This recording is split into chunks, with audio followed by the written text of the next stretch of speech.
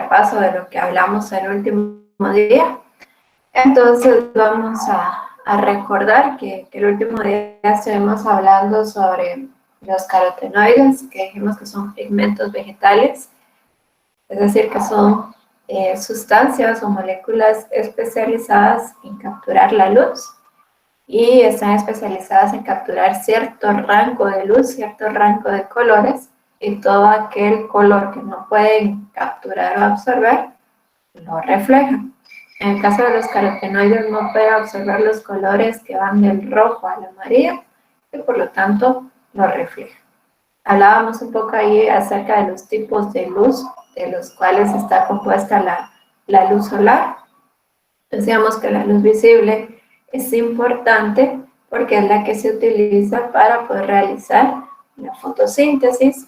La luz ultravioleta, que es la más energética, ¿sí?, que nos puede llegar a causar ciertos daños porque es la que tiene una mayor cantidad de energía, y la luz infrarroja, que es la que permite que la temperatura en el planeta sea la adecuada para la vida. Entonces hablábamos de los carotenoides, pigmentos vegetales que pueden estar presentes en todas las células vegetales. Decíamos por qué entonces no todos los órganos vegetales son rojos y amarillos, y hablábamos de que en ciertas células los carotenoides van a estar en mayor cantidad y otras células van a estar en una menor cantidad. Entonces, aparte o en sí, su función como pigmentos les permite participar en la fotosíntesis y participar en el fototropismo. Los monómeros de los carotenoides son denominados isopremos, y veíamos dos ejemplos de caroteno y xantófilas, que dentro del caroteno veíamos que hay una molécula denominada beta-caroteno. Cuando la consumimos, esta se parte en dos y se forma la vitamina A, o también conocida como retinol. Recordemos, beta-caroteno da las coloraciones anaranjadas. También dentro del grupo de los carotenos vemos que existe el licopeno, que es un pigmento que va a dar las coloraciones rojas. Y en el caso de las xantófilas, veíamos dos pigmentos que igual dan el mismo color amarillo, que son la luteína y zeaxantina. Y aquí comentábamos que estos pigmentos que son vegetales también pueden tener cierto efecto sobre los animales que los consumen. Y veíamos el ejemplo específico de las aves, que al adicionarle cualquiera de estos pigmentos al alimento de las aves, pues vamos a obtener ya sea huevos con yemas más amarillas, de un amarillo más intenso, o vamos a obtener carne con piel que es pigmentada, con piel que es de un color amarillo. Solo para agregarles aquí, en el grupo de los carotenoides existen un montón de pigmentos, ¿oyeron? Existen un montón, no vayan a creer que existen solo estos dos grupos. Se habla que pueden existir más o menos unos 700 diferentes pigmentos. Entonces estos son solo algunos ejemplos. Hay un montón de diferentes moléculas que entran dentro del grupo de los carotenoides. Que veíamos la molécula de beta-caroteno y cómo es que tiene dos mitades iguales y cada una de esas va a ser una molécula de retinol. Hablábamos también de las ceras. Dijimos que era un lípido bastante hidrofóbico, sus monómeros es la unión de un ácido graso más un alcohol. Veíamos algunos ejemplos de las ceras en la naturaleza. Por ejemplo, los panales de las abejas y cómo al estar hecho de ceras van a mantener condiciones ambientales que son óptimas para el desarrollo de la abeja. Por ejemplo, temperatura y humedad adentro del panal van a mantenerse estables gracias a que está hecho de ceras. Veíamos también, en el caso de los vegetales, hablamos de una estructura hecha a base de ceras que es denominada cutícula. Dijimos que esta cumple una función de protección, dado que los vegetales están siempre a la intemperie. Entonces la cutícula los protege del viento, de la radiación solar, ¿sí? de cualquier condición ambiental adversa. La cutícula puede proteger a los vegetales. Entonces, desde ese punto de vista, hablábamos también que la cutícula es una característica evolutiva que les ha permitido a los vegetales poder colonizar la Tierra. Hablábamos de que podemos encontrar vegetales prácticamente en cualquier parte del mundo y muchas veces es gracias al desarrollo de esta estructura cerosa que les ha permitido instalarse en prácticamente todos los medios. Aquí yo sé que hablamos algo de que les decía cómo podemos ver la cantidad de cutícula o de ceras que posee un vegetal, y yo les decía que al ver las hojas, si estas hojas brillaban, si eran muy brillantes, eso se debía a la presencia de ceras. Creo que con ustedes me hizo falta mencionarles unos nombres, entonces lo vamos a agregar hoy aquí.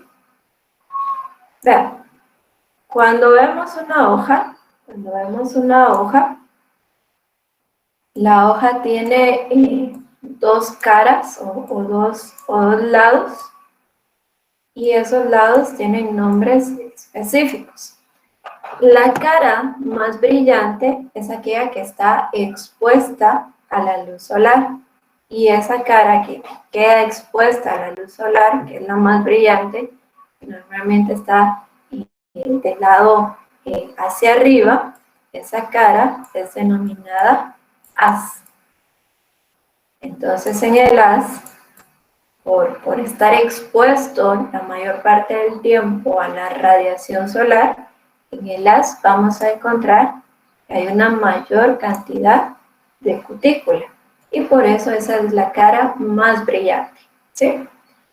Y lo que queda por debajo del haz, vemos la cara de atrás, el lado de atrás, esa superficie de la hoja que no está expuesta a la luz solar de forma directa, esa cara de atrás se denomina imbec.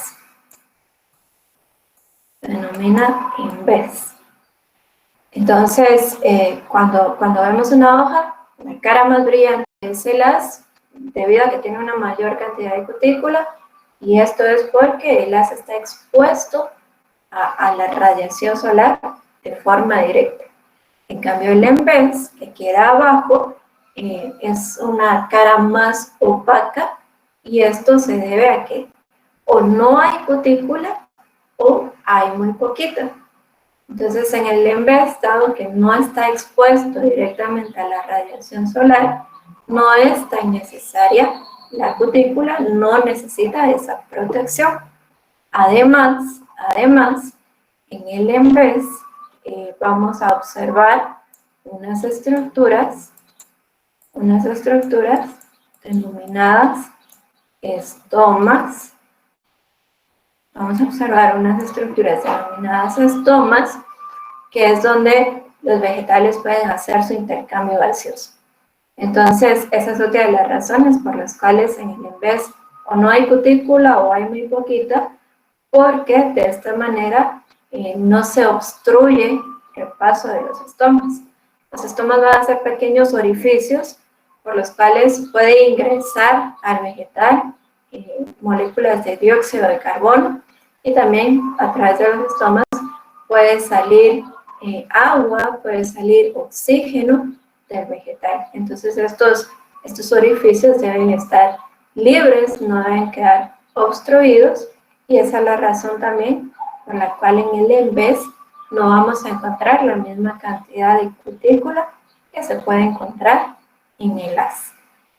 Entonces, tenía pendiente esto, patojos, porque cuando di la clase en la sección D, de acuerdo a lo que preguntaba ahí, surgieron estos nombres, y por eso se los estoy dando para que estemos iguales. No sé si tengan alguna duda con esto que acabo de hablar, que eso no lo hablamos el miércoles. No sé si tengan dudas. Bueno, entonces, si no tienen dudas, solo les pido el favor que agreguen esto en las notas que ustedes vean. Ingeniera, buenos días. Buenos días. Tengo una duda. Sí. ¿Será que me podrías repetir qué son los estomas?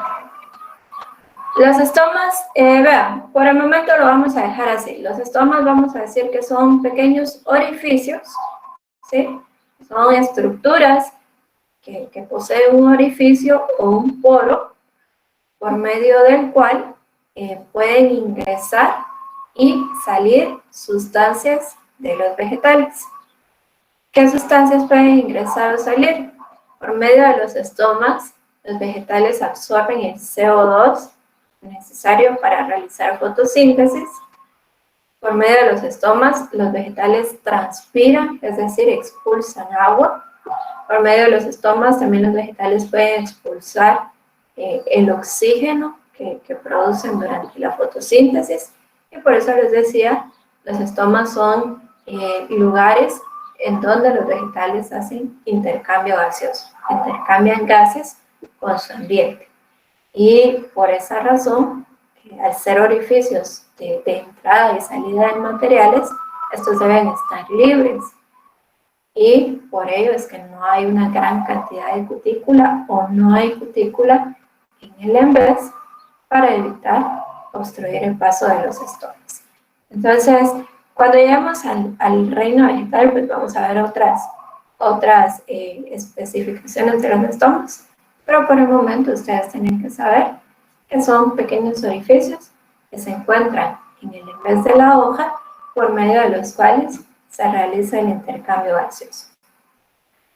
¿Alguna otra duda? ¿Alguna otra duda?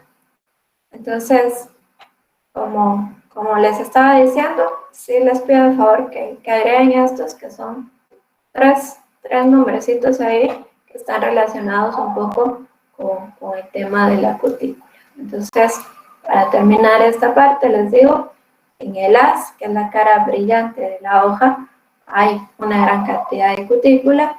El haz es la cara que queda de forma directa hacia la luz solar, y el envés es la cara de atrás, normalmente es una superficie más opaca debido a que o no tiene cutícula o tiene muy poquito.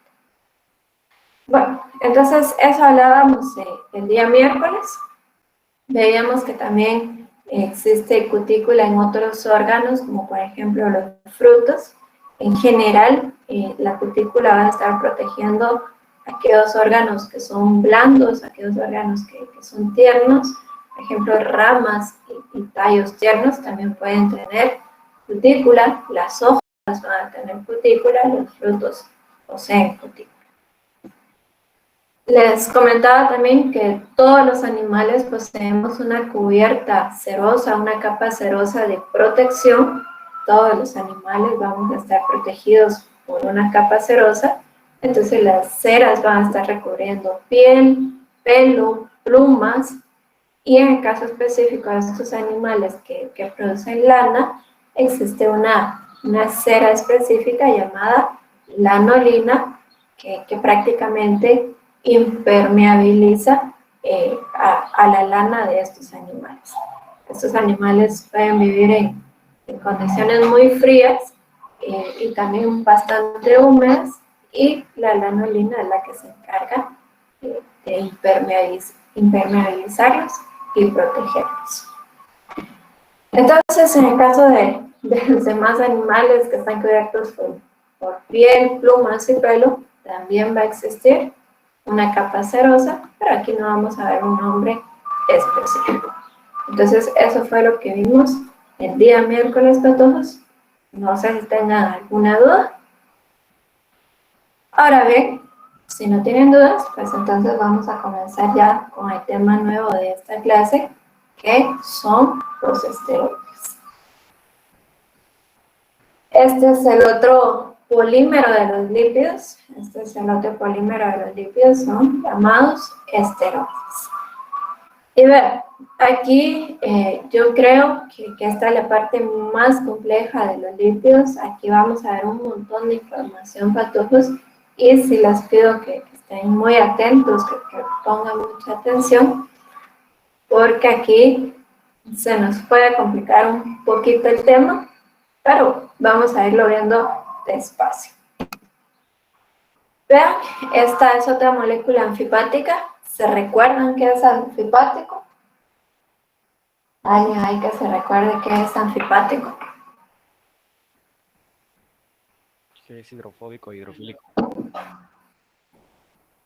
Correcto, ahí escuché dos respuestas y ambos estaban correctos, que poseen una parte hidrofílica y una parte hidrofóbica. Entonces, esto es bien importante que lo recuerden al momento de que les explique algo más adelante. Entonces, son moléculas anfipáticas.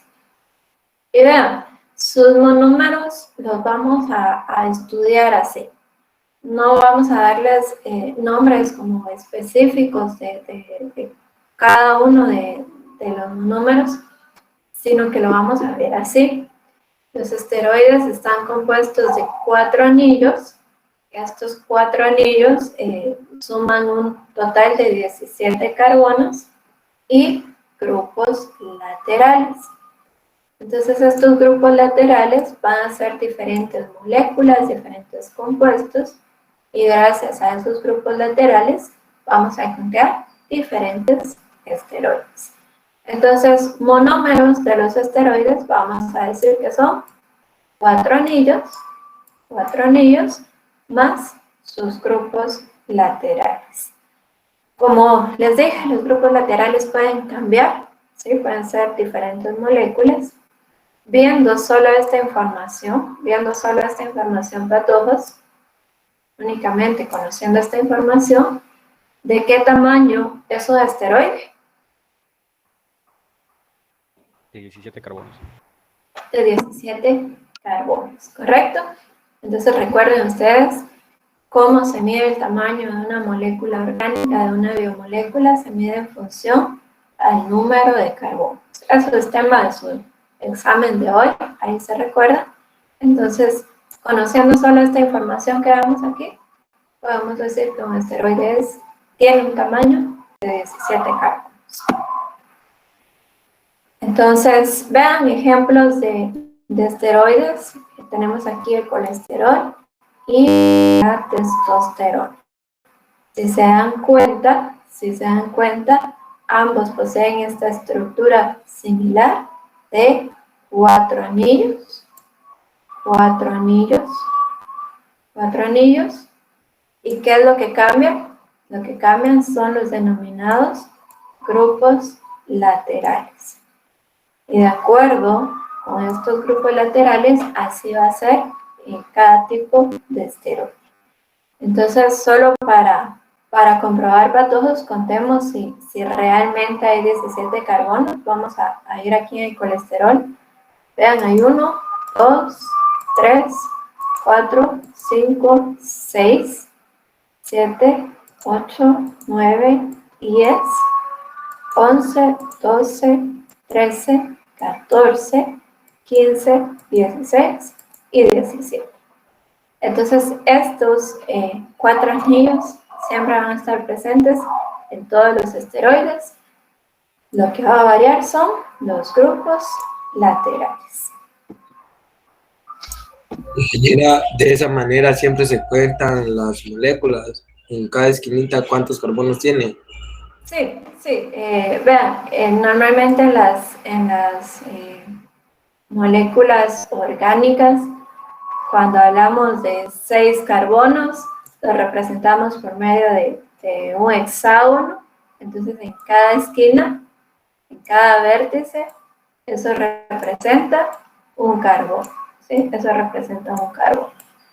Si yo les digo una molécula de 5 carbonos, por ejemplo, puede ser un pentágono, y cada esquina, cada vértice representa un carbono. Ahora bien, si son moléculas lineales, si son cadenas lineales y no anillos, la representación puede ser de esta forma. Entonces, ¿qué significa este esquema? Vean que hay 1, 2, 3, 4, 5, 6 y 7 carbonos. Entonces, estos son esquemas para poder representar las moléculas orgánicas.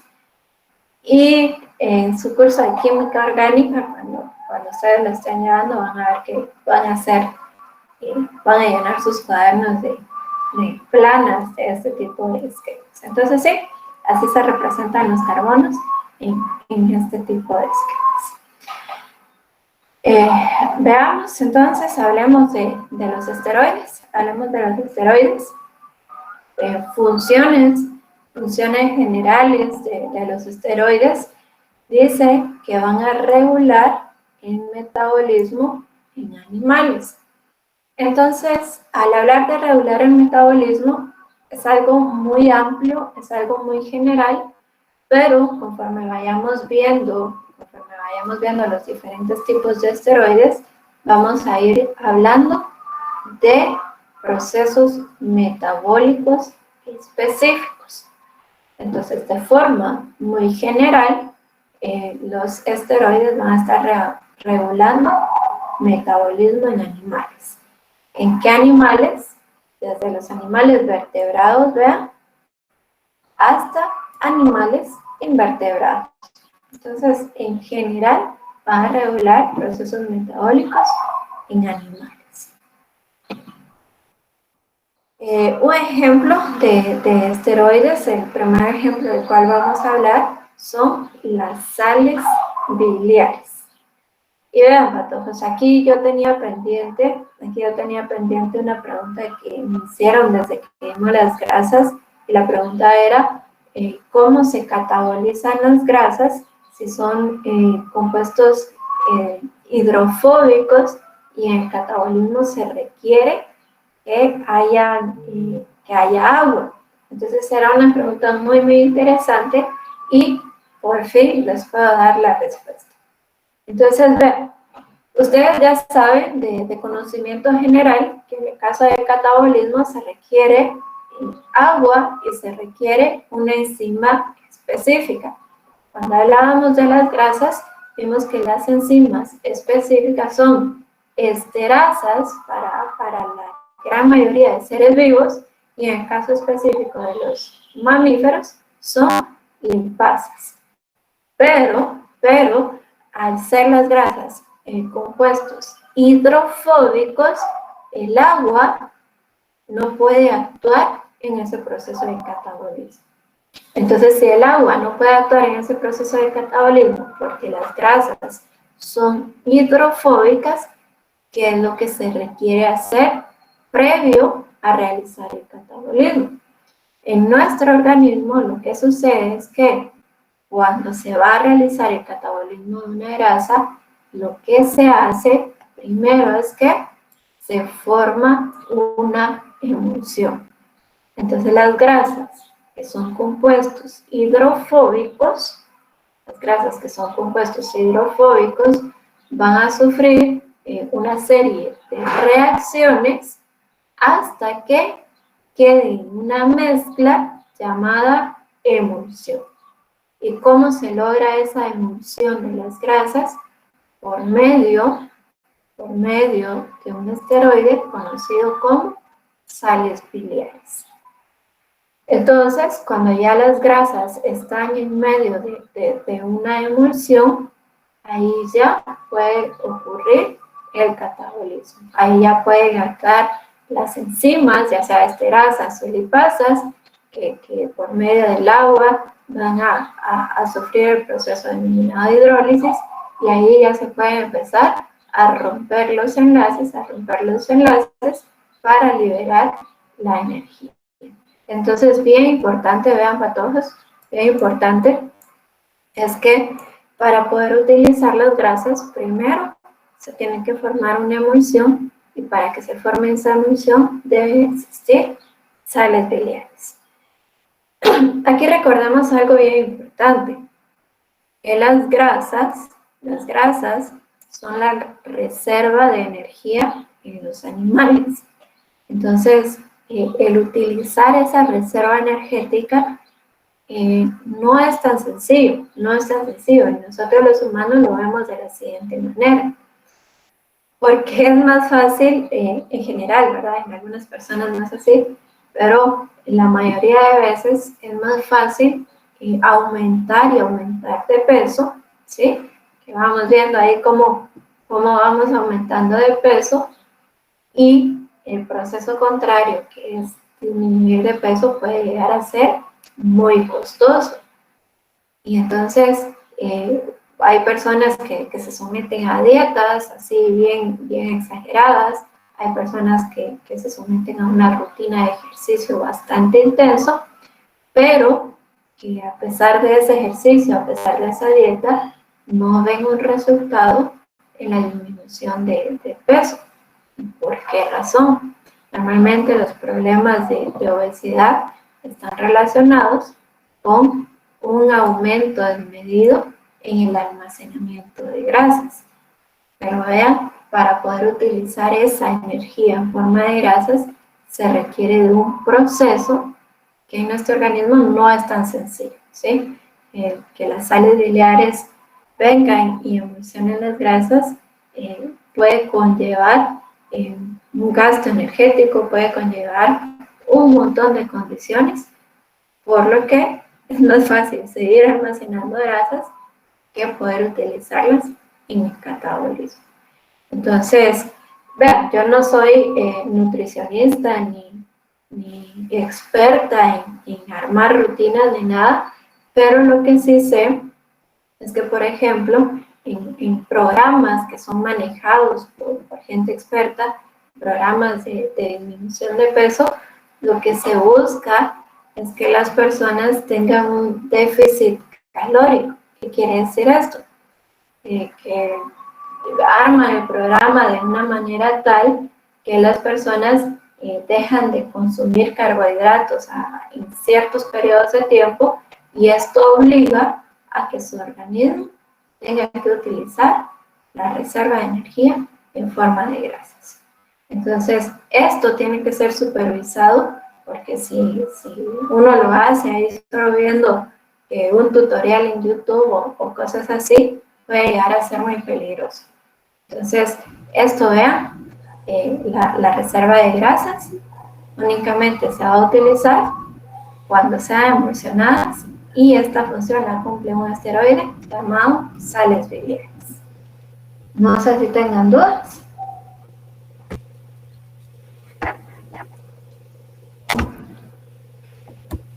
¿Dudas? Entonces, dígame. Repetir donde estaba hablando de las reservas de grasa. Sí, veamos. Recuerden ustedes que todos los animales almacenamos nuestra energía en forma de grasas. Entonces, ¿qué se requiere para poder utilizar esa energía? Pues ya lo habíamos visto, requerimos las enzimas llamadas esterasas o lipasas en el caso de los mamíferos. Pero aparte de eso, también requerimos que haya sales biliares. Si no existen sales biliares, por más lipasas que produzcamos, por más esterasas que produzcamos, si no existen sales biliares, simplemente no vamos a poder utilizar las grasas. Entonces, esto, vean, es bien importante porque al momento de, por ejemplo, preguntárselos en un examen, se los podemos preguntar de muchas formas, ¿sí? Les podemos preguntar qué compuestos son necesarios para el catabolismo de las grasas. Entonces, ustedes saben que existen varios compuestos que deben estar presentes para el catabolismo de las grasas. Debe existir agua, debe existir una enzima específica, que son las esterasas o lipasas, pero también deben existir sales biliares.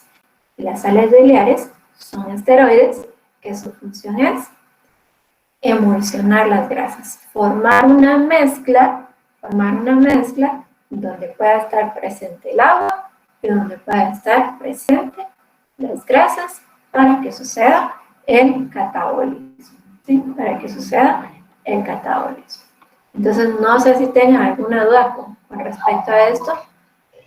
Solo es con, con algo de la célula con respecto a eso, ya que ayer nos enseñaron que en el retículo endoplasmático ahí se llevan a cabo los lípidos, entonces ahí es donde se emulsionan, o es en otro lugar.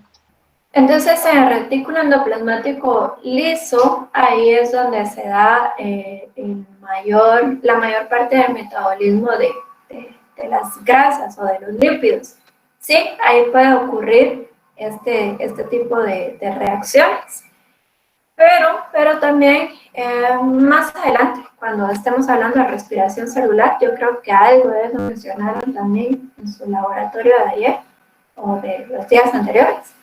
Es que la respiración celular utiliza como combustible la glucosa.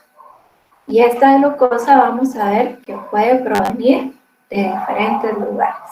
¿Bien? Puede provenir de diferentes biomoléculas.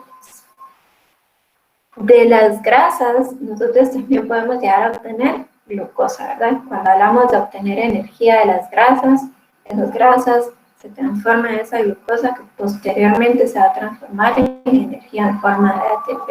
Entonces, pueden haber otros sitios en la célula donde también puede ocurrir el metabolismo de las grasas. Por ejemplo, el citosol es un sitio donde ocurre un montón de reacciones de metabolismo.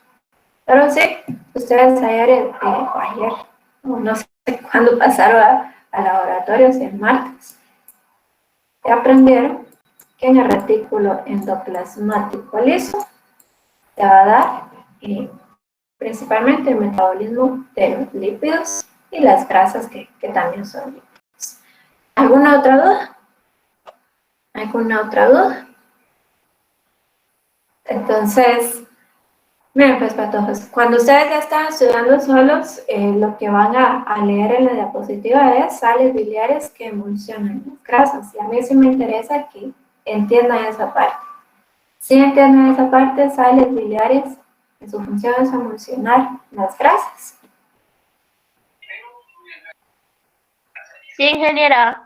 Sí, bueno, gracias. Entonces, a eso se refiere este esteroide, denominado sales biliares, hace que las grasas y el agua estén en una mezcla. Ahí se recuerda, no es una solución, no es algo homogéneo, pero sí es una mezcla en la que pueden estar ambos compuestos, a pesar de que las grasas son hidrofóbicas. Hablemos de otro esteroide. Otro esteroide, como ya habíamos visto en el esquema anterior, es el colesterol. Este es un esteroide que es el más abundante en los humanos. Entonces aquí está la concentración adecuada de cuánto a cuánto puede ser el rango adecuado en nuestra sangre. Pero vean, es el esteroide más abundante. Yo entiendo que con la exposición a las redes sociales estamos bombardeados de un montón de información que muchas veces no es información del todo correcta, que no es información del todo cierta. ¿Y por qué les digo esto?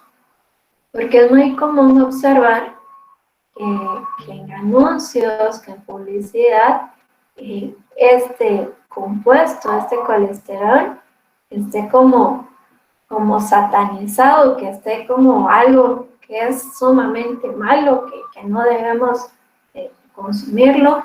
Es bastante común ver productos alimenticios en donde anuncian así bien grande y bien llamativo que es libre de colesterol, que no posee colesterol. Y vean, si es el esteroide más abundante en nosotros los humanos, es definitivamente porque cumplen una función muy importante, ¿sí?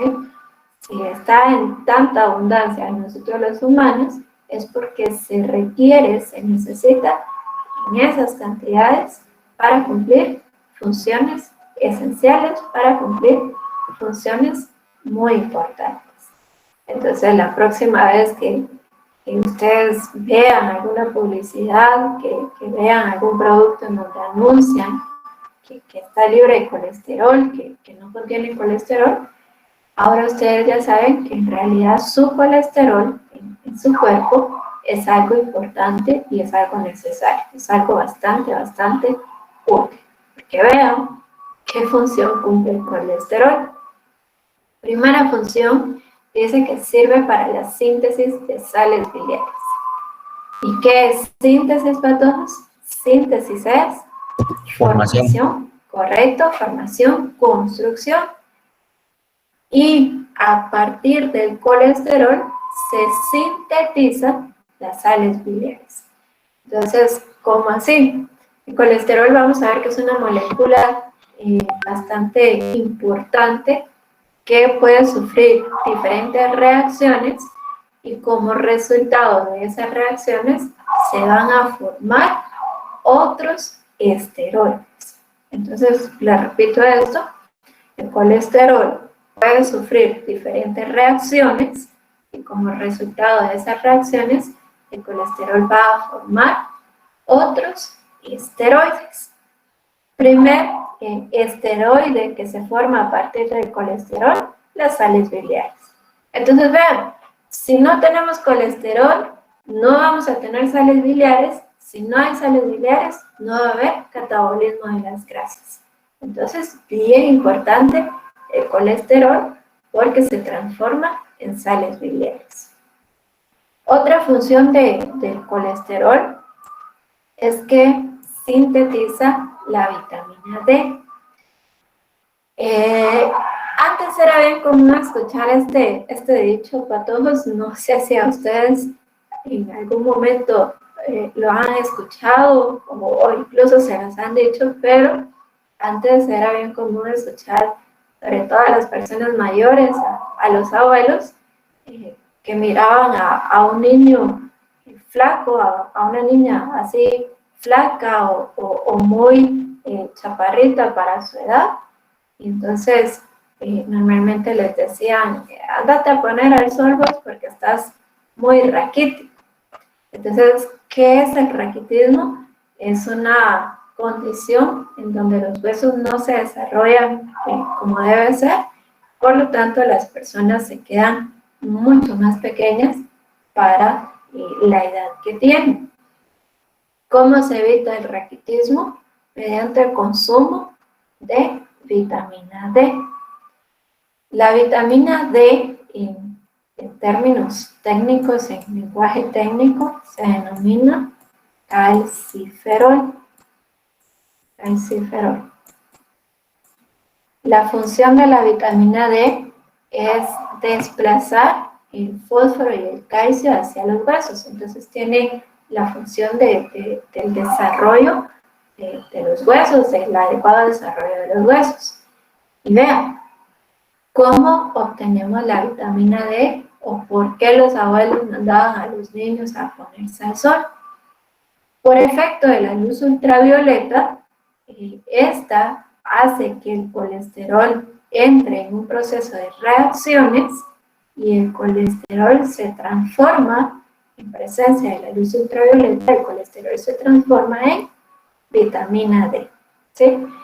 Entonces, cuando estamos nosotros expuestos al sol, nuestro colesterol se va a estar transformando en vitamina D o calciferol, que es muy importante para el desarrollo adecuado de los huesos.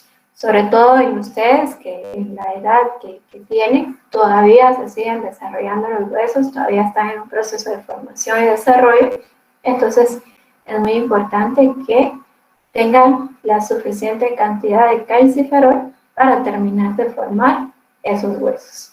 Eso sí, las horas mejores para exponerse al sol son las horas de la mañana, así como ahorita de entre 6 a 9 de la mañana más o menos, que es cuando los rayos ultravioleta no tienen la mayor intensidad. Entonces ahora ya lo saben, ahora ya lo saben que su fuente de vitamina D es el sol. Y aquí sucede algo bien interesante, patojos. Ya hablamos de una vitamina que es la vitamina A. Vimos que podemos obtener vitamina A de los órganos vegetales anaranjados e incluso del azúcar, porque viene fortificada con vitamina A. Y ahora vean, la vitamina D la podemos obtener del sol. Entonces, aquí ya quiero que ustedes vayan pensando una cosa. ¿Qué tan necesarios son esos suplementos vitamínicos? No sé si ustedes han visto unos grandes botezotes que vienen llenos de pastillas que son vitaminas. Entonces, quiero que desde ahorita ustedes vayan pensando si realmente necesitamos esos botezotes de vitaminas o aquellas sobres de vitamina C que cuando estamos resfriados nos recomiendan un montón. Sí, ya vamos viendo que la fuente de vitaminas es una fuente natural, ¿verdad? Que todo lo que comemos vamos a encontrarlas, y en el caso muy específico del calciferol, que la vamos a encontrar exponiéndonos al sol. Otra función del colesterol es formar otros esteroides denominados hormonas. Entonces vimos aquí tres funciones muy esenciales del colesterol: la formación de sales biliares, que se puede transformar en vitamina D en presencia de la luz ultravioleta, y que el colesterol va a sintetizar otros esteroides denominados hormonas. Entonces, no sé si tenga alguna duda con relación al colesterol. Entonces, vean, yo esperaría que con esto que hablamos del colesterol, ustedes de ahora en adelante, pues, quieran mucho a su colesterol, y sepan que es una sustancia importante y esencial. Vean todas las funciones que tiene, todas las consecuencias que tendríamos si no tuviéramos ese colesterol, pero siempre tomando en cuenta que existe un rango adecuado, que existe una concentración adecuada, y como bien sabemos, todo el exceso es malo. Entonces, el exceso de colesterol, pues sí nos puede provocar ciertos problemas. Sin embargo, es el esteroide más abundante en nosotros los humanos. Entonces, ¿qué hormonas va a formar el colesterol? Va a formar las hormonas sexuales. Estas las vamos a ir viendo una por una, pero en general las hormonas sexuales como andrógenos, estrógenos y progesterona son esteroides. Y ahora ya saben ustedes que estas hormonas sexuales se sintetizan a partir del colesterol.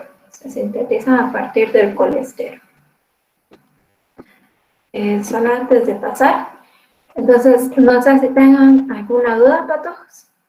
¿Todo está muy claro? Por ahí oigo algo en el chat.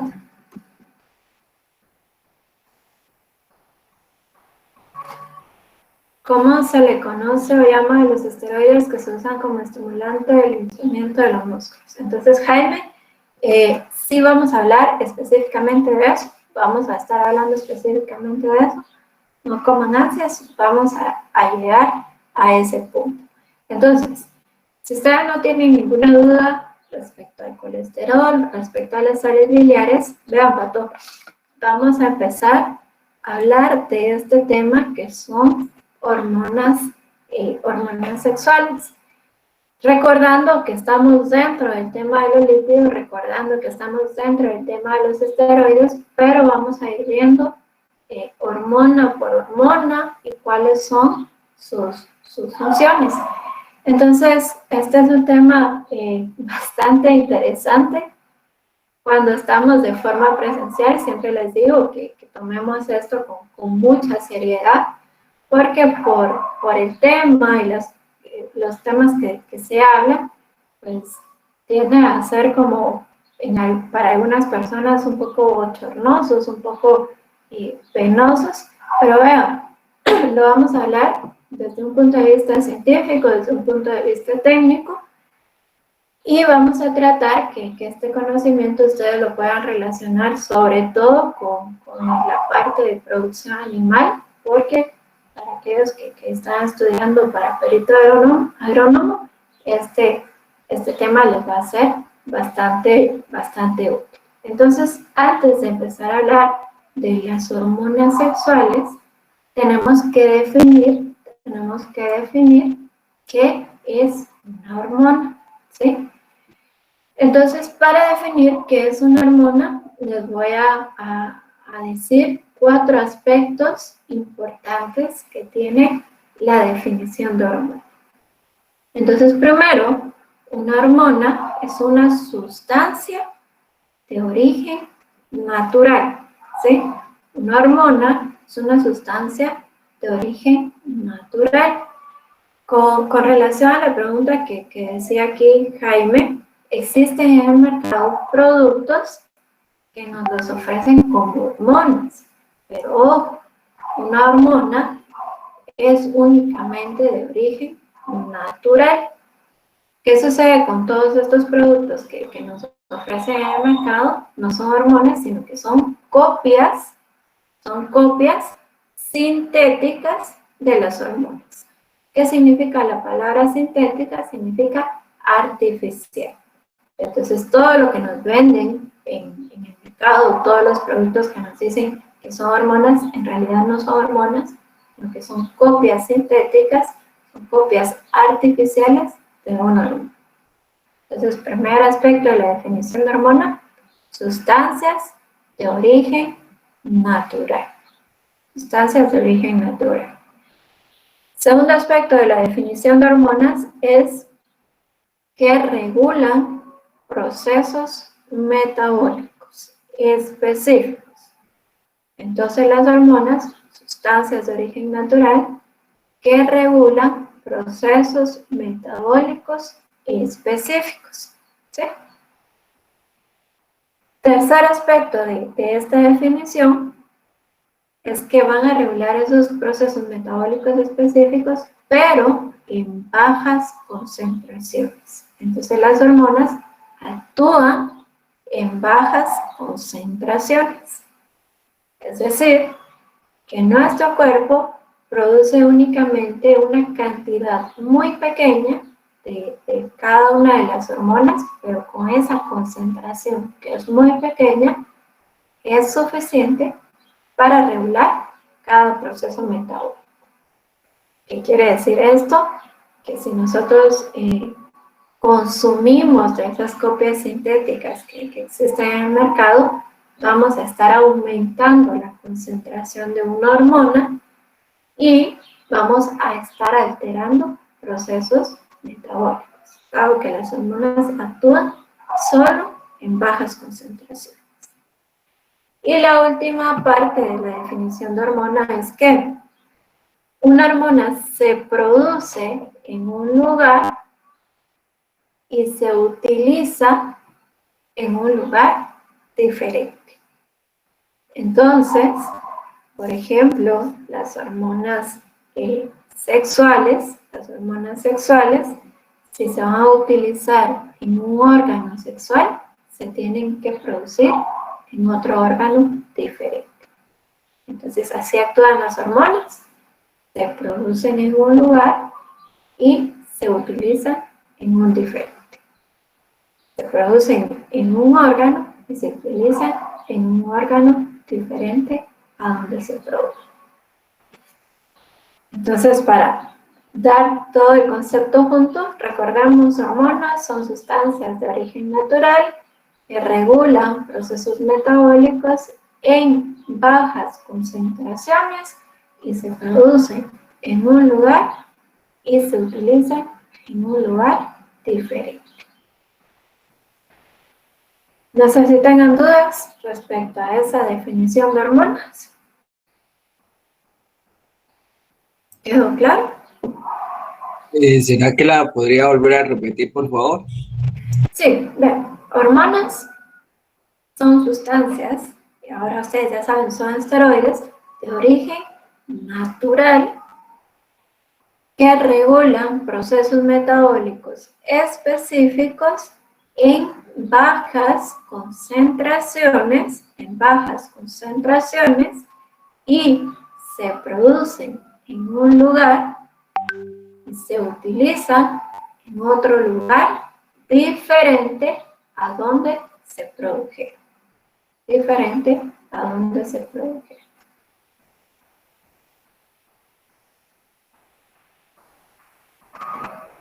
Diferente a donde se produjeron. No sé si tengan dudas.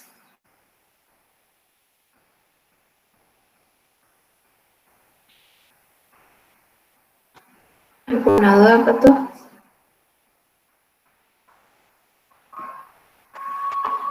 Bueno, entonces todo esto que dijimos de las hormonas es bien importante, Recuerden, siempre van a ser sustancias de origen natural, siempre se van a utilizar en bajas concentraciones, siempre se van a producir en un lugar y se utilizan en otro, y que regulan procesos metabólicos. Entonces, esa definición de hormona, ustedes la tienen que tener muy, muy presente.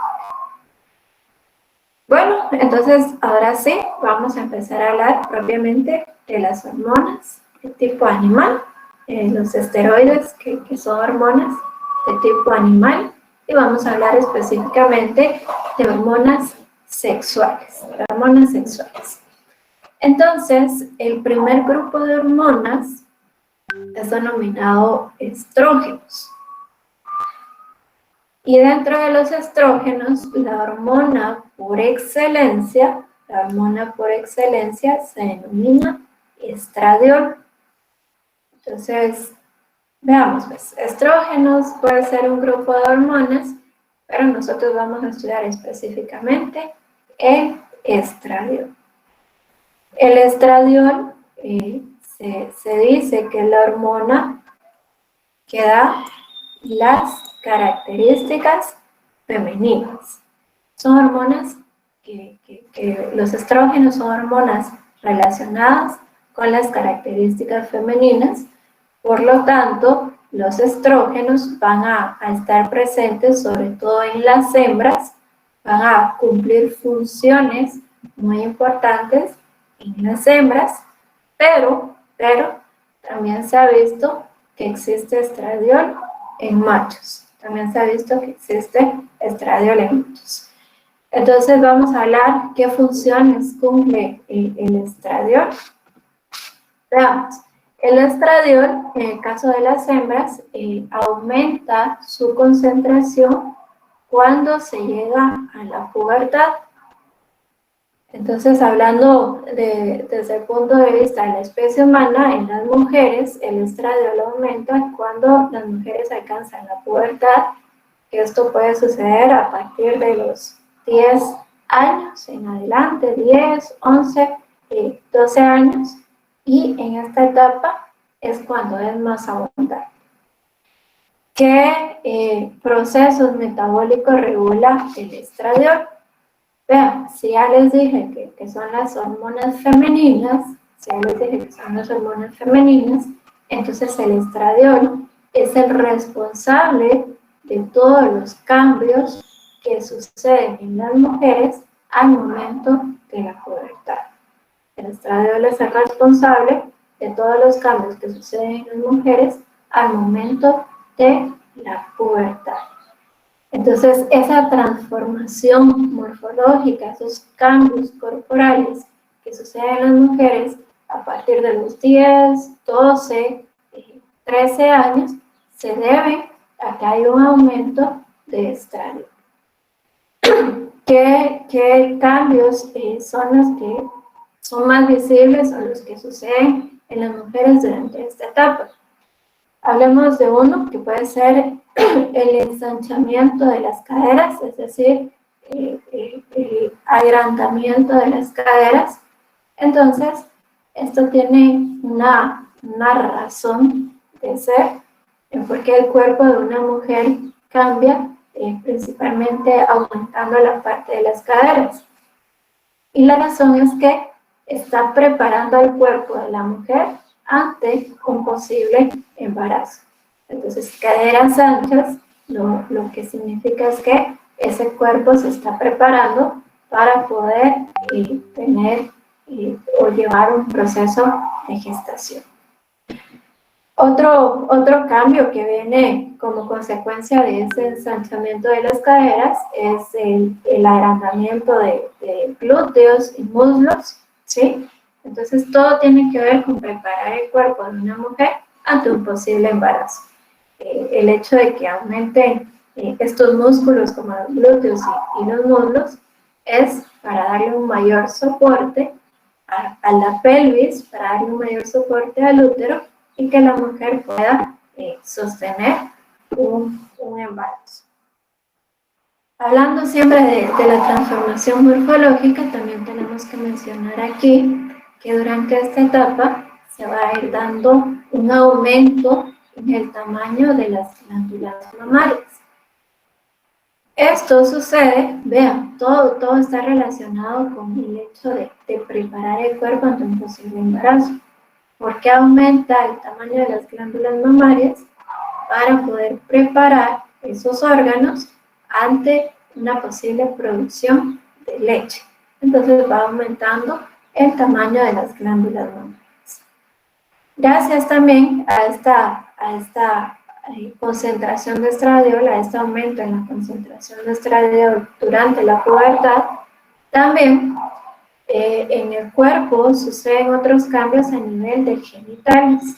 Entonces se terminan de formar los genitales, se terminan de desarrollar los genitales, y desde un punto de vista externo, desde los genitales externos, se da la formación y desarrollo completo de un clítoris funcional. Y a nivel interno del aparato reproductor de las mujeres, se forma completamente el útero. Y la formación del útero conlleva a que éste aumente de tamaño. Entonces, si se dan cuenta, todos estos cambios pues, están enfocados a que el cuerpo de la mujer tiene que estar preparado ante un posible embarazo. Otro de los cambios que se puede notar, que quizá no es tanto a nivel morfológico, es el tono de voz.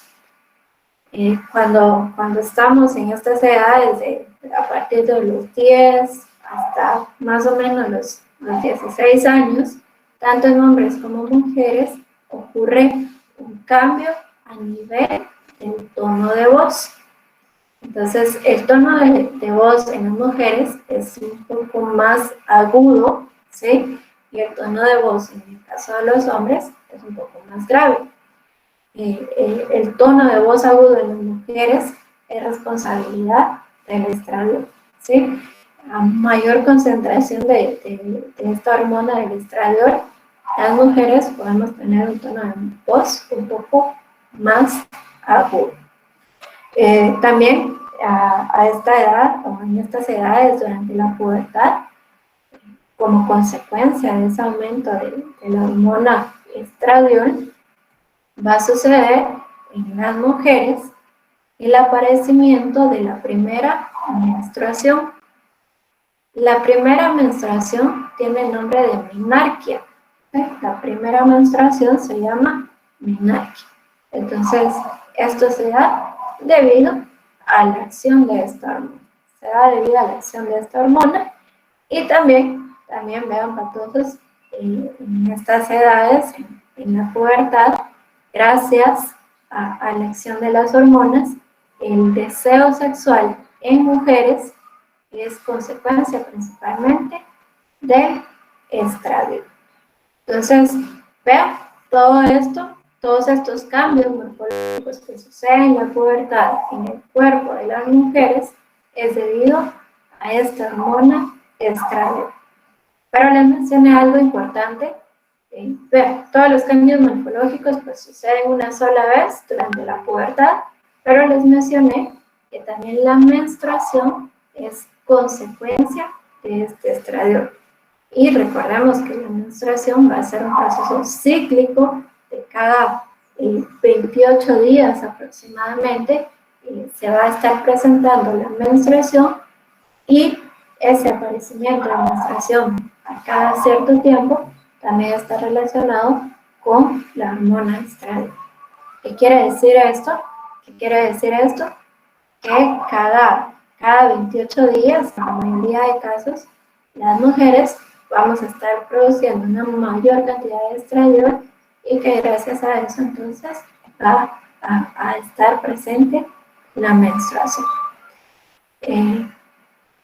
Bueno, puede ser un poco ofensivo, en realidad es ofensivo cuando a las mujeres nos llaman ahí locas o que nos dicen de plano que estás en tus días, ¿sí?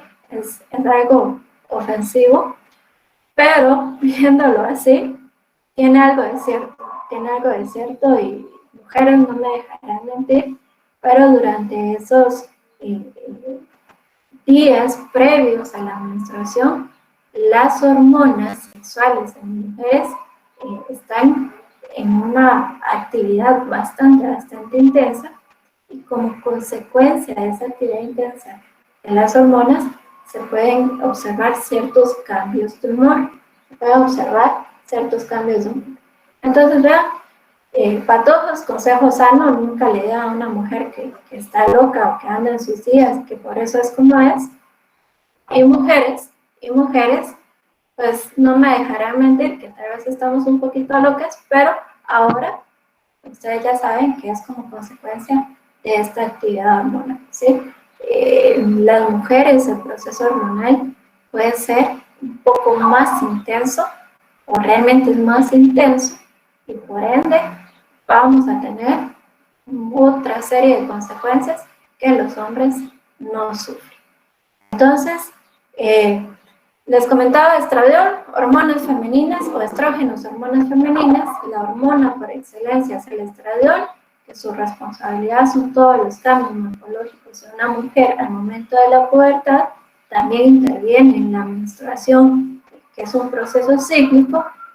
Y también otra función del estradiol muy importante es que va a regular la distribución de las grasas en el cuerpo. El estradiol es el responsable de cómo está distribuida la grasa en nuestro cuerpo. El estradiol es el responsable entonces de que, por ejemplo, hayan personas que tienen una mayor cantidad de grasa en el área abdominal. El estradiol es el responsable de que hayan personas que tengan una mayor distribución de grasa en el área de caderas, ¿sí?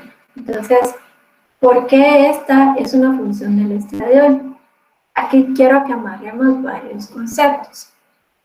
Primero, recuerden, animales, almacenamos grasas como una reserva de energía. Y les dije que en el caso de los animales, las hembras, en el caso de los mamíferos, las hembras van a tener una mayor reserva de energía. Van a producir una mayor cantidad de tejido adiposo. Entonces, ¿qué es lo que hace el estradiol con ese tejido adiposo en las hembras? Lo que busca es distribuir la mayor cantidad posible de tejido adiposo en el área de busto y en el área de caderas. Porque el estradiol busca que la mayor cantidad de grasa esté distribuida en el área de busto y en el área de caderas. Siempre la misma razón, patojos, que es preparar el cuerpo de la mujer para un posible embarazo, para una posible lactancia.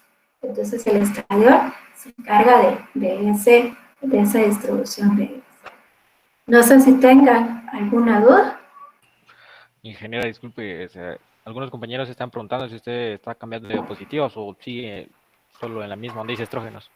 Solo de estrógenos, Patojo. Aquí no tenemos imágenes porque son procesos que ustedes mismos han vivido, que ustedes mismos han observado, entonces no es necesario colocar imágenes. Estamos en la misma diapositiva. ¿Alguna duda? ¿Alguna duda? Entonces, esto último que les mencioné patojos, es bien importante esa distribución de grasa, que es responsabilidad del estradiol. Y aquí venimos a ver otra razón más de lo que les hablaba anteriormente, porque el bajar de peso muchas veces es muy difícil, porque toda esta acumulación de grasa, toda esta acumulación de energía en forma de grasa, también está regulada por procesos hormonales. Entonces, a veces existen personas que no logran bajar de peso por medio de dietas, de ejercicio, pero puede ser que haya un problema a nivel hormonal. Entonces, por eso les decía, si cualquier persona que ustedes conozcan, ustedes mismos, están interesados en bajar de peso, tengan mucho cuidado, y siempre lo más recomendable es que eso sea supervisado por un experto, porque a simple vista nosotros no podemos saber si tenemos algún tipo de problema a nivel de hormonas. Entonces, eso es el estradiol. Recuerden, hormonas femeninas también están presentes en los machos.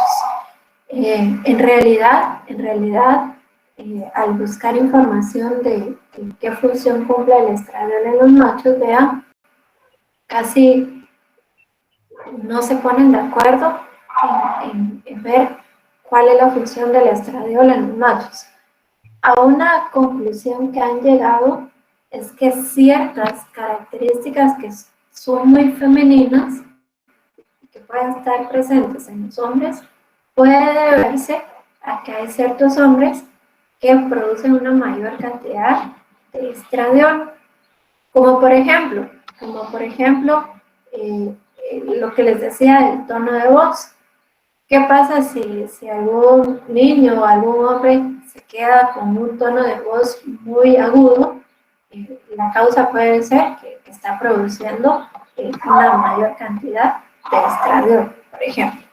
Entonces, en los machos todavía no está como muy definida cuál es la función de esta hormona. Entonces, ¿dudas acerca del estradiol, patojos? ¿Todo muy claro? Ingeniera, ¿Cuánto?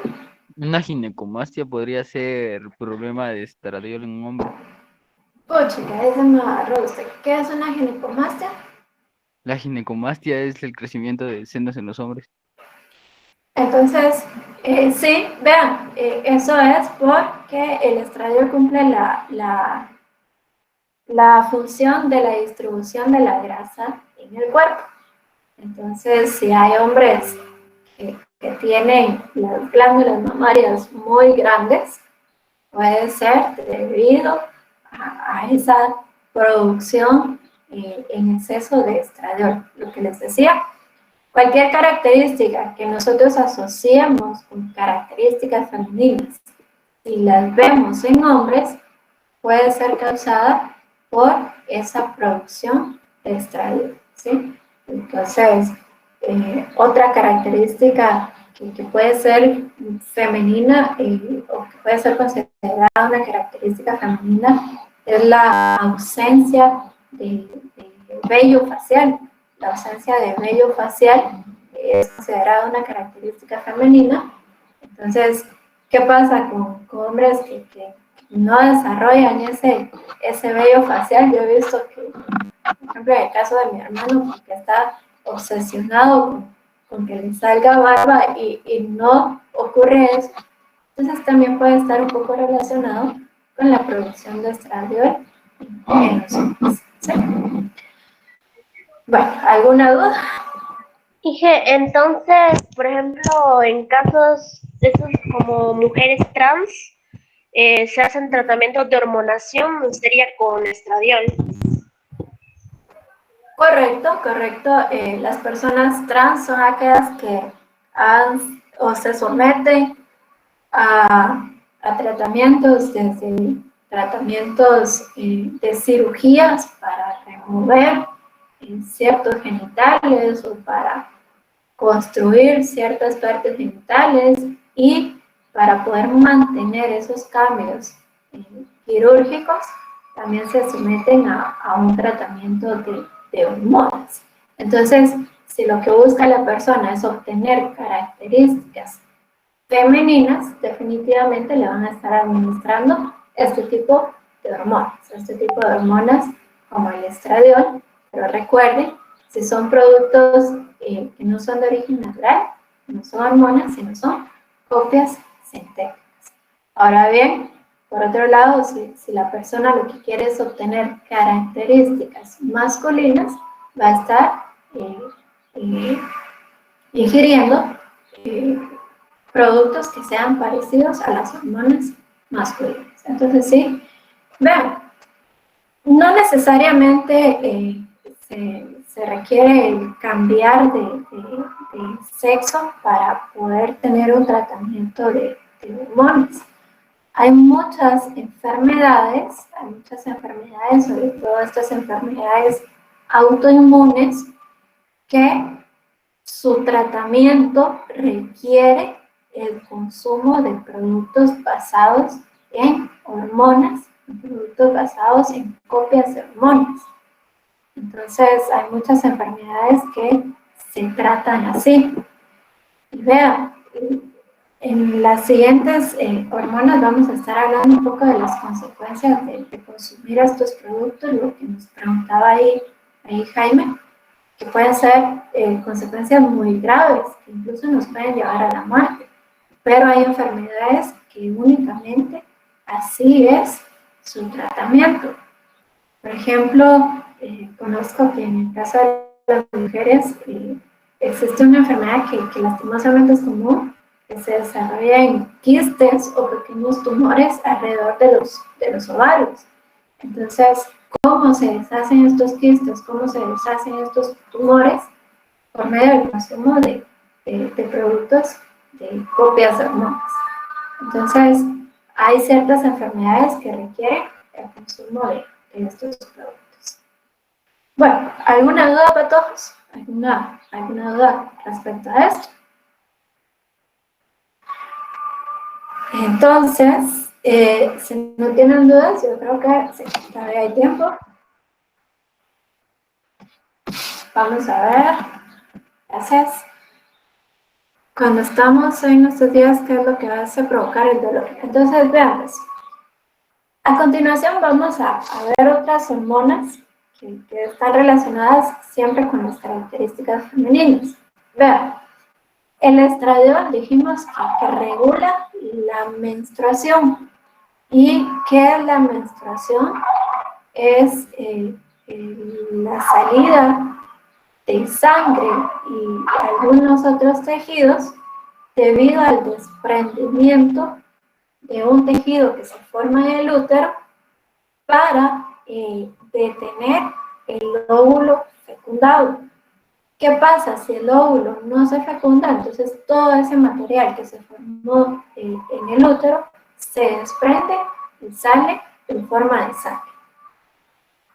Para que ese material se desprenda, el útero tiene que hacer movimientos, tiene que hacer contracciones. Esas contracciones, esos movimientos del útero, las mujeres no me dejarán mentir, pueden llegar a ser dolorosos, pueden llegar a ser muy, muy dolorosos. Entonces, ¿qué es lo que provoca ese dolor? Ya sea previo o durante la menstruación, son las contracciones del útero. Como les digo, necesitamos seguir hablando de las demás hormonas para ir comprendiendo un poquito de esto.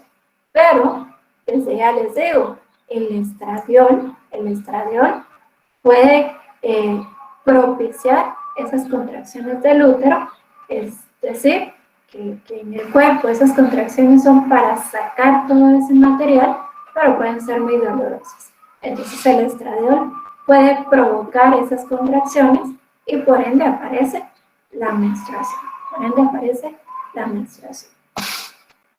Entonces, creo que solo esa era la pregunta. Entonces no sé si tengan alguna otra pregunta. Y vamos a ver que hay otras hormonas relacionadas con esos movimientos en el útero. No es solo el estradiol, y van a haber otras hormonas que son encargadas también de de provocar esas contracciones y por lo tanto ese proceso puede llegar a ser doloroso. ¿Sí? Bueno, hablamos de la siguiente hormona, que también es una hormona femenina y es denominada progesterona. Esta también es conocida como la hormona del embarazo. La progesterona también es conocida como la hormona del embarazo. Y vamos a ir viendo que existe una relación entre las diferentes hormonas. ¿Cómo así? Por ejemplo, existe una relación entre el estradiol y la progesterona. Cuando la concentración de estradiol aumenta, la concentración de progesterona disminuye, ¿sí? Cuando la concentración de estradiol aumenta, la concentración de progesterona disminuye. Y de forma viceversa, cuando la concentración de progesterona aumenta, la concentración de estradiol disminuye. Entonces, en matemática, ¿cómo le llaman a ese tipo de relación, patojos? Inversa. Correcto. Esa es una relación inversa. Y vean. ¿Por qué es tan importante entender esta relación? Si la concentración de estradiol se mantiene arriba, se mantiene alta, la progesterona no va a poder aparecer, ¿sí? ¿Qué se requiere para que la progesterona suba? Tiene que bajar el estradiol. Así es como actúan estas hormonas. Mientras el estradiol está arriba, la progesterona, su concentración va a estar abajo, ¿sí? Y para que la progesterona pueda subir, el estradiol tiene que bajar. Entonces veamos por qué se le llama la hormona del embarazo. Porque es la hormona que va a estar preparando al cuerpo de la mujer ante un posible embarazo, ¿sí? Es la hormona que va a estar preparando el cuerpo de la mujer ante un posible embarazo. ¿Y cuáles son esas preparaciones que realiza la progesterona? Primero, hablando específicamente de humanos, hablando específicamente de mujeres, las mujeres tenemos un ciclo menstrual, ¿sí? Como que lo más evidente es la menstruación, pero en realidad en los otros días del ciclo siempre están sucediendo algunos cambios en el cuerpo. Entonces, cuando la progesterona está elevada, algunos cambios que hace a nivel del útero son los siguientes. Primero, la progesterona es la responsable de que las paredes del útero se engrosen, ¿sí? Que sean más gruesas las paredes del útero. ¿Por qué razón hace esto? Porque de esta manera garantiza de que si hay un óvulo fecundado, este se pueda quedar implantado. Entonces, durante la alta concentración de progesterona, se prepara el cuerpo para un posible embarazo y uno de los cambios es que las paredes del útero están engrosando. Vean lo siguiente, es interesante. La hormona provoca que las contracciones naturales del útero disminuyan. Entonces aquí ustedes tienen que saber que el útero es un órgano que tiene contracciones involuntarias. El útero se contrae, se mueve de forma involuntaria. Pero cuando la concentración de progesterona está elevada, esas contracciones disminuyen. Es decir, el útero está ahí quietecito. ¿Y por qué hace esto la progesterona? Recuerden, es la hormona del embarazo. Entonces, si hay un embarazo, si hay un óvulo fecundado, lo que hace la progesterona es que el útero esté lo más quieto posible para evitar que se desprenda ese óvulo fecundado. Entonces, progesterona disminuye esas contracciones naturales del útero, ¿sí? Vean, si existe una fecundación, si existe un óvulo fecundado, la progesterona es la responsable de que aumente el tamaño de las glándulas mamarias. Entonces, eso se puede observar muy bien en las mujeres embarazadas, que durante las primeras etapas del embarazo hay un aumento bastante notorio en el tamaño de las glándulas mamarias, y eso es responsabilidad de la progesterona, porque está preparando el cuerpo para una producción de leche, ¿sí? Entonces, ¿qué otra función tiene la progesterona? Es que cuando la progesterona está elevada, puede despejar el camino para los espermatozoides. Vean, los espermatozoides, una vez que son depositados en la vagina, tienen que recorrer todo ese tracto vaginal desde donde son depositados hasta el útero. Y ese puede ser un ambiente bastante hostil para los espermatozoides. Entonces, ¿qué es lo que hace la progesterona? Como que abre el paso para que todos los espermatozoides puedan pasar y poder garantizar alguna fecundación, ¿sí? Entonces veamos lo siguiente. Cuando existe menstruación, quiere decir que no hubo fecundación. Entonces, el óvulo sale del ovario, y durante su viaje del ovario hacia el útero, a través de las trompas del falopio, el óvulo podría encontrarse en un espermatozoide y ser fecundado. Durante todo ese momento de la ovulación, es decir, cuando el óvulo deja el ovario y se dirige al útero, la progesterona está elevada y el estradiol está abajo, ¿sí? Porque el cuerpo está ahí como a la expectativa de que haya una fecundación, de que haya un embarazo. ¿Qué sucede cuando el óvulo llega al útero? Si ese óvulo no fue fecundado, y ya se encuentra en el útero, ¿qué es lo que ocurre? La progesterona disminuye, el estradiol aumenta y se da la menstruación, que es el desprendimiento de todos esos tejidos presentes en el útero. Ahora bien, ¿qué pasa si durante la ovulación el óvulo sí se encontró un espermatozoide y fue fecundado? Cuando llega un óvulo fecundado al útero,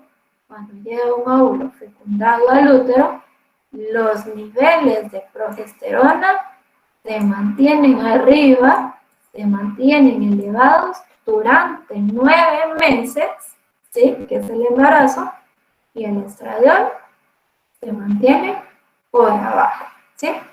Se mantiene por abajo.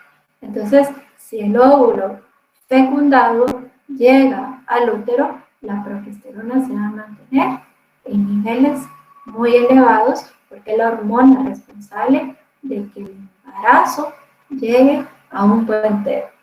Entonces, es bien importante en el embarazo que la progesterona se mantenga en niveles elevados, que el estradiol se mantenga en niveles bastante bajos. Entonces, vean para todos, ¿qué sucede? ¿Qué sucede al momento del parto? Al momento del parto, ¿sí? Hubo un embarazo, y al momento del parto, esta hormona ya no es necesaria, ¿sí? Al momento específico del parto, ¿qué va a pasar con la progesterona? Va a disminuir, ¿sí? Al momento específico del parto va a disminuir, y posiblemente el estradiol aumente, porque dijimos que el estradiol provoca contracciones uterinas. Y al momento del parto se requiere de esos movimientos, se requiere que el útero esté bastante activo para poder expulsar al bebé de ese órgano. Entonces, así es como actúan estas dos hormonas. Van a actuar en conjunto, pero de una manera, como ustedes me decían, de una manera inversa. Entonces, ¿alguna duda? ¿Alguna duda? Vamos, aquí hay más. ¿Alguna duda para todos? ¿Queda claro qué funciones cumple la progesterona? ¿Todo claro? Sí, ingeniera, todo claro. Gracias. Entonces, sí, entonces vean para todos. Aquí únicamente hablamos de cuestiones bien específicas para el cuerpo de la mujer. Y quisiera terminar esta clase no con otra hormona, sino con un conocimiento general que para mí es bien importante que ustedes sepan. En el reino animal, los humanos somos de los pocos animales que, en el caso de las mujeres, menstruamos. Estaba leyendo hoy en la mañana que algunas otras especies como de simios y de murciélagos también presentan menstruación. La menstruación es un proceso cíclico, como les decía, normalmente de 28 días. Entonces, la menstruación se presenta durante ese sangrado y luego el cuerpo vuelve a un proceso de maduración y formación del óvulo y luego la ovulación y luego la menstruación y por eso es cíclico. Pero ¿qué pasa en el caso de las hembras de los mamíferos, de los otros mamíferos? En el caso de las otras hembras, no presentan una menstruación. En el caso de las otras hembras, presentan lo que se conoce como el ciclo estral. Y vean, esto es bien importante para aquellos que están estudiando para perito agrónomo. Y como se los dije al principio del curso, mi formación más que todo es forestal. Entonces yo sé cosas muy generales de esto, pero se los voy a indicar. El ciclo estral, por ejemplo, en cerdas, en vacas, ¿sí? No es un ciclo o no es un proceso cíclico en función del tiempo. El ciclo estral puede presentarse de acuerdo a condiciones ambientales. Por ejemplo, la temperatura, ¿sí? Puede provocar la aparición del celo en ciertas hembras. La alimentación, qué tipo de alimentación les estamos proveyendo a los animales, eso puede provocar el aparecimiento de celo en las hembras. O cosas tan sencillas como la presencia de un macho puede provocar el aparecimiento de celo en las hembras. Entonces, para que ustedes lo sepan, ¿cuál es la principal diferencia entre la menstruación y el ciclo estral? Vean, la menstruación es ese desprendimiento de los tejidos del útero en forma de sangre, ¿sí? Es ese desprendimiento cuando no hay fecundación, entonces todos esos tejidos que se formaron se desprenden y hay un sangrado. ¿Qué es lo que sucede en el ciclo estral? Si no hay fecundación, todos esos tejidos que se formaron por efecto de la progesterona, toda esa preparación que se hizo, no se desprende, sino que es reabsorbido, Y esto es lo que sucede en la gran mayoría de hembras de mamíferos en el reino animal. Entonces no van a presentar una menstruación, sino que es algo conocido como el ciclo estral. Ahora, no sé si ustedes se están imaginando o pensando lo siguiente. ¿Cuántos de aquí tienen perros en su casa, patojos? O que tengan perras hembras en su casa. ¿Hay alguien que tenga perras hembras en su casa? Sí, Ingeniera. Yo tenía, pero se murió. Ay, qué triste. Entonces, vean, los que han tenido o tienen perritas hembras en su casa, posiblemente ahorita están recordando, no, pero mi perrita sí menstrua, porque cada 2 veces al año, una vez al año, veo que saca sangre. Entonces, tampoco en las perras tampoco se presenta una menstruación, también tienen este proceso llamado ciclo estral.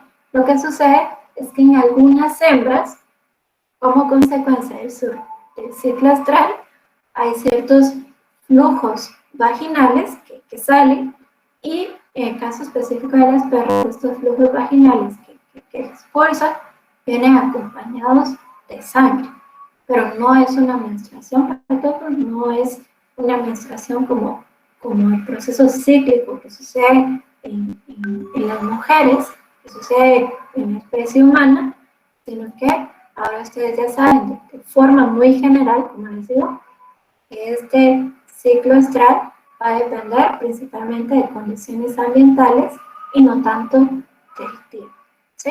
Y por esas razones que las perras, dependiendo de la raza, dependiendo del tamaño, dependiendo de la edad, es que van a presentar 1, 2 o incluso hasta 3 veces ese proceso donde nosotros vemos que están sangrando, ¿verdad? Pero ahora ustedes ya saben, es una menstruación, es un conjunto de flujos vaginales como consecuencia del ciclo estral que vienen acompañados de sangre, ¿sí? Entonces, ¿alguna duda para todos? ¿Todos? Ay, qué triste estos son mensajes para todos, se perdió su perrita, Bueno, si no tienen dudas de ver para todos, vamos a seguir hablando de esto el siguiente día. Entonces, se cuidan, pasen feliz día. Teresita, me está hablando, casi no le oigo. Sí. ¿Me podrías repetir qué es el ciclo estral? Bueno, pues en términos muy generales, pues, para todos. Ciclo estral es el aparecimiento de celo, pero también van a haber otros